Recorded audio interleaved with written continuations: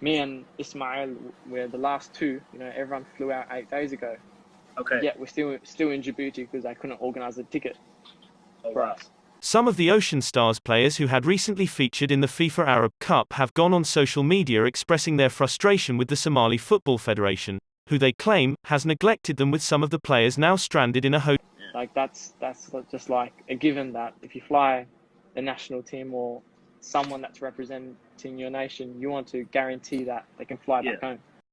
One of the Ocean Stars players is seen on video stating that the Somali Football Federation, SFF, has broken their promise in facilitating a return tickets, with one of the players asking social media followers to buy us a cheap ticket back to our home. Bare minimum, just fly me back home. I'm not Yeah. asking for a jet, or a or train. Give me the lowest class. Yeah. Make sure I'm Let me taken get care there. of back home. Do you know what I mean? The player who had vlogged about the incident had traveled from New Zealand and is currently stranded at a hotel in Djibouti. This is the first time the young Ocean Stars have played football together, with many analysts questioning the short amount of time the players had spent together, with the players needing more time to develop an understanding with each other. When teams are brought together, it is difficult to get along, and it is difficult to get to know each other quickly, Mohammed Ahmed, a sports analyst and former Somali national team player before the collapse of the central government, told the media.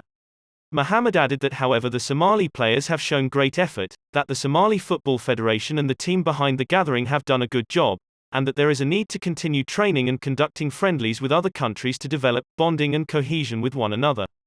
These young people are highly skilled. They belong to teams at different levels, so all the youngsters were ready to represent their flag and their country, said Abdi Habi. Habi believes Algeria, who won the Africa Cup of Nations, has benefited with young players developing experience abroad. Of Algeria's 23-man squad, only one has played at home, he said.